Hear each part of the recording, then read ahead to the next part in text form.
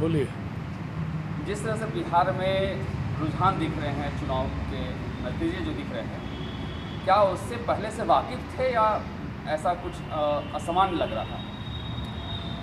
देखिए, आज का जो परिणाम आया है, ये परिणाम उम्मीद से विपरीत है और भारतीय जनता पार्टी को बिहार का परिणाम पहले से पता था। आज तक आज़ाद भारत में किसी भी राज्य में या देश में 95% जो है रेट किसी को नहीं मिला है और भारतीय जनता पार्टी ने 243 में 220 सीट दिखाकर ये साफ संदेश दे दिया कि जब तक केंद्र में बीजेपी की सरकार रहेगी तब तक किसी भी राज्य में विपक्षी पार्टी को जीतना मुश्किल है।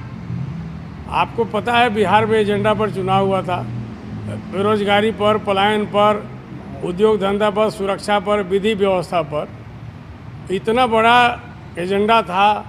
लाखों लाख का भीड़ जो है कि तेजस्वी यादव के कार्यक्रम में लोग आते थे। क्राउड अगर कोई आया पूरे बिहार के चुनाव में तो एकमात्र नेता थे तेजस्वी यादव। युवाओं का आइकन थे, सब युवा चाहते थे कि इस बार बदलाव हो, परिवर्तन का चुनाव था। कहीं बिहार में ऐसा लगा ही नहीं कि जो है बिहार में सत्ता का मैंने लोग चाहते हैं कि सत्ता फिर से पुनः वापसी करें। इसलिए जो है इतनी बड़ी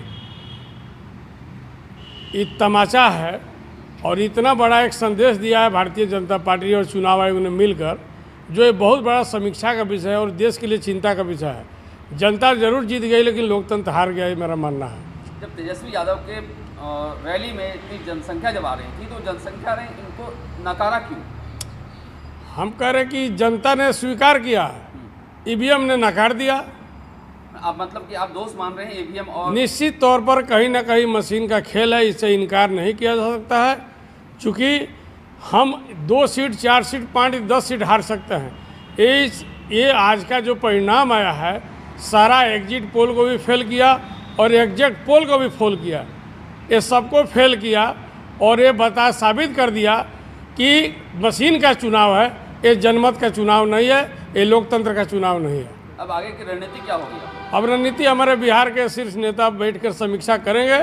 चूँकि आरजेडी एक सिंगल पार्टी नहीं रही है, कई दलों का वहाँ पर गठबंधन रहा है और ये बहुत बड़ी समीक्षा का और चिंता का विषय है। निश्चित तौर पर आने वाले समय में कोई बड़ा जो है कि इस पर आपको कदम उठाने की आवश्यकता है। बिहार तो नहीं रहा लेकिन पूरा देश भी नहीं रहेगा और एक तरफा और एक व्यक्ति के हाथ में ही देश चलेगा।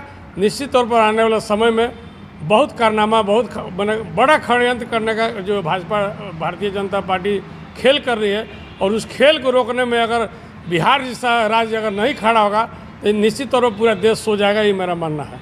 जिस तरह से वादे किए गए थे तेजस्वी यादव के द्वारा, जनता के हित में वादे किए गए थे, उन वादों को जनता ने नकारा क्यों? कारण क्या हो सकता है?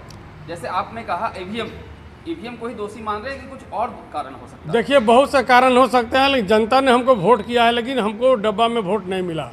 आप देखे होंगे कि वोट के बाद कितना वीवीपैट जो है कि कई क्षेत्रों में आपको देखने को मिला। हम चैलेंज करने की भी स्थिति में हमको आप नहीं छोड़ रहे हैं। तो इससे स्पष्ट होता है कि भारतीय जब देश का गृह मंत्री पटना में देश में आतंकी घटना हो रही है, बम चल रहा है, गोली चल रहा है, लोग मारे जा रहे हैं और देश का गृह मंत्री पटना मौर्य अलग होटल में सीसीटीवी के ऊपर कागज़ चिपका के खेला कर रहे हैं। कौन सी ऐसी आफत और विपत्ति थी कि देश का गृह मंत्री पटना में बैठ के यहाँ पर जो है कि 24 घंटा मॉनिटरिंग कर रहे थे? एक बहुत बड़ा सवाल है। 10-10 हज़ार रुपया घूस दिया गया, लोगों को बांटा गया और चुनाव आयोग की चुप्पी और अमित शाह का गृह मंत्री का पटना में बैठना कहीं ना कहीं एक बहुत बड़ा खेला की ओर इशारा करता है। इसका पर्दाफाश होना चाहिए। इसके लिए जो कि अब जन आंदोलन के अलावा चूँकि कोई उपाय नहीं बचा और बिहार को इसमें इनिशिएटिव लेना पड़ेगा, चूँकि बिहार ही लोकतंत्र का जननी है और बिहारी देश को और लोकतंत्र को बचा सकता है। एक तरफ जन स्वराज पार्टी के पीके जी बहुत अच्छा ऐलान कर रहे थे कि इस पर बदलाव दिखेगा, तो उन्हें क्या कुछ कहना है जबकि उनके खाते में एक भी सीट नहीं दिख रही है? देखिए, इसकी बात में तो जन स्वराज के नेता ही कहेंगे, लेकिन हम इतना जरूर कहेंगे, राष्ट्रीय जनता दल में लगभग हमको 40-35 साल से अनुभव है। हम कह सकते हैं कि ये लालू यादव का पार्टी है और ऐसा कोई विकट परिस्थिति इस बार बिहार में नहीं था राष्ट्रीय जनता दल के लिए कि हम जो है कि इतना बुरा परिणाम में आ सके। उम्मीद से कहीं परे है, उम्मीद से बहुत विपरीत है। ये काफ़ी चिंताजनक स्थिति और काफ़ी चिंता का विषय है। इसमें हम मान सकते हैं कि कहीं ना कहीं जो है कि चुनाव आयोग और भारतीय जनता पार्टी जो है कि जो हथकंडा पहले से अपना रहा था उसमें सफल हुआ है। ये समीक्षा का विषय है, जांच पड़ताल का विषय है, छानबीन का विषय है। कुछ दिन में मामला सामने आएगा, उसके बाद अपना रणनीति का खुलासा जो है कि हमारे शीर्ष नेताओं के द्वारा किया जाएगा। इसको लेकर हम झारखंड में भी राजनीति बहुत चिंतित है, क्योंकि यहाँ पर करोड़ों लोग बिहार के रहने वाले हैं, यहाँ पर वर्षों से रहने वाले लोग हैं, और बहुत लोग जो है कि चाहते हैं राष्ट्रीय जनता दल इसके गठबंधन को। और देश में एक चर्चा का विषय था कि इस पर बिहार परिवर्तन होना निश्चित है, क्योंकि जिस राज्य में एक सुई का कारखाना नहीं लगा हो, जिस राज्य में बेरोजगारी इतनी बड़ी संख्या पर हो, पलायन इतनी बड़ी संख्या में हो, जिस राज्य में एक उद्योग धंधा का कोई रास्ता नहीं है, उस राज्य का स्थिति जो है कि जनता उबाल पर है, जहाँ 96% लोग जो है कि साक्षर नहीं है, जहाँ 5,000 से ऊपर का इनकम नहीं है, प्रति व्यक्ति आय नहीं है बिहार में, उस राज्य में अगर अप्रत्याशित जीत बीजेपी और एनडीए को मिल रही है तो कहीं न कहीं चिंता का विषय है। ये बहुत बड़ा चिंता का विषय है और ज़मीन के बहुत नीचे जाने की आवश्यकता है। एक बार और बात सामने आई थी, कुछ दिन पहले सामने आई थी कि वर्तमान में झारखंड में जो आपका महागठबंधन चल रहा है जेएमएम और आरजेडी के साथ में, झारखंड की वर्तमान सरकार भी आप आरजेडी से नाराज़ है क्योंकि जेएमएम को वहाँ पर टिकट नहीं मिला। इसका क्या कारण हो सकता है? देखिए, परिवार की लड़ाई है। परिवार में हम लोग दोनों सब लोग गोतिया हैं।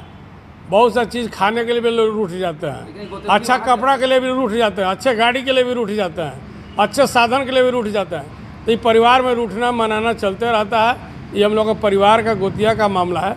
इसको आप बहुत बड़ा जो है कि आप दूसरे नज़र में नहीं दे सकते हैं। और ऐसे हमारे राज्य के मुख्यमंत्री माननीय हेमंत सोरेन जी हैं, लोकप्रिय नेता हैं और सत्ता चला रहे हैं। उनका विशेषाधिकार है मंत्रिमंडल में रखना न रखना, किसको क्या जिम्मेवारी देना उनका काम है। लेकिन हमको नहीं लगता कि ऐसा कोई विपत्ति और ऐसा कोई परेशानी है झारखंड में जिसको लेके इसमें फेरबदल करने की आवश्यकता है। राजनीतिक गलियारों में कयास लगाए जा रहे हैं कि हो सकता है यहाँ पर कुछ उलटफेर होगा।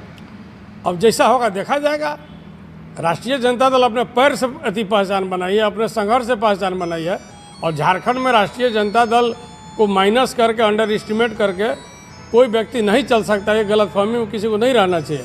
राजद जो है कि अपने पैर पर, और लालू जी का ये अति पार्टी है, और राजद में एक एक सिपाही जो है कि लालू यादव है। अब वोट मिलना, हार और जीत को इससे जोड़ा नहीं जा सकता है, लेकिन हमारा जनाधार है। हम हर गांव के अंतिम व्यक्ति तक हैं, हर जो है कि प्रखंड में है। इसलिए जो है कि हमको नज़रअंदाज करना उचित नहीं होगा। मीडिया से बात करने में बहुत बहुत धन्यवाद आपका।